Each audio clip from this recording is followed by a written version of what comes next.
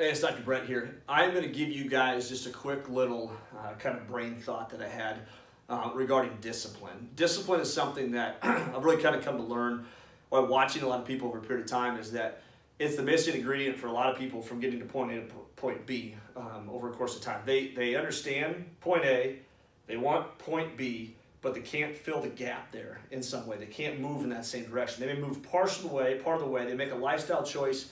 They get part of the way, it gets too uncomfortable, and they fall back to where they were before, and they can't get to this other spot over here.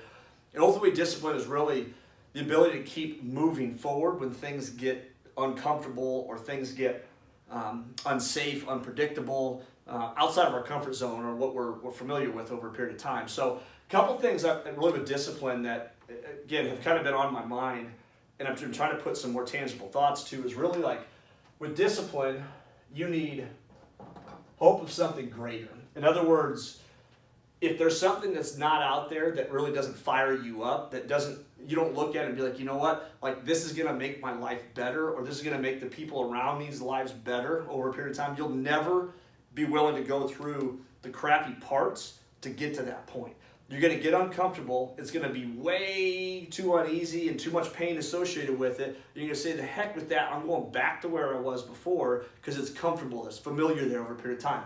That hope for something greater on there is as clear and defined as you can be with that, gives you the ability to start to link the two together. Those actions that are uncomfortable, the situations that are uncomfortable, these emotions that you have, you're like, you know what, I have to go through this to get to that. Now all of a sudden, the perspective changes a little bit over a course of time that's on there. So that's the first piece on there. The second piece with discipline ultimately is intentional actions with it. And when you get into, I'm just gonna work the word intentional up here, is that actions are one thing. Actions can be very scattered though, in some cases. That's where, when you find some intention behind it, in other words, those actions have a very specific pointed goal with them.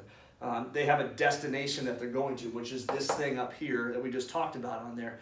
But those intentional actions can now be strategic. You can plan them, you can put them out there, you can schedule them, heck, at the end of the day. And when those intentional actions become consistent enough over a period of time, and it's something you can track to be able to say, you know what, am I doing this, yes or no? It's objective, it's pretty simple on there. They may not always have the exact outcome you want, but you're playing through them over a course of time. You can also, with those actions, if they're not getting you exactly where you want, you can get intentional with how you modify or change them to the point where they start making more of a result with it. Same thing though, these intentional actions are going to take you to a spot, and hopefully they're going to be actions that are uncomfortable enough where you're going to make progress, that you're going to have to remind yourself, why the heck am I doing this over a course of time? So again, you look at like health related stuff. If a person wants to lose 50 pounds, you're going to have to get your butt out of bed in the morning. You're going to have to go to the gym. You're going to have to eat things you didn't want to eat before. You're going to have to track things you didn't want to think before. And you're probably going to have to go buy new clothes. It's going to cost you more money.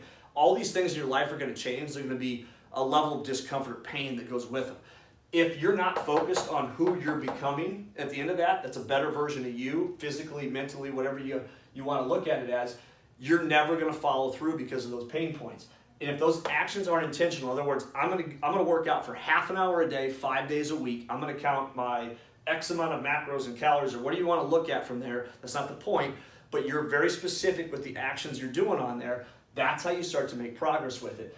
There's a reason why a lot more people have discipline when there's a group. There's an accountability piece to a group that allows you to get more intentional with this, because some of the intention is not to let the people down around you that are with it. There's people in that group that are going to help remind you of why you're suffering to some degree, why you're making these sacrifices to get to that point, which every time you get that, it reiterates to you exactly why the heck you're getting up early in the morning, eating this crappy healthy food over a period of time. It's because you want to get your butt to a better spot, and they're going to hold you accountable to it. So get the right people around you, get focused on what the heck it is that you want, and get real crystal clear, write it down every single day over and over. And this intentional part on here, like I said, like get a plan, get a journal, get a book that you fill with exactly what those action steps are, and you may write the same dang thing down over and over and over and over. Good, because it's exactly what you probably have to do over a period of time. So that's discipline in a nutshell. Hopefully that gives you guys some idea.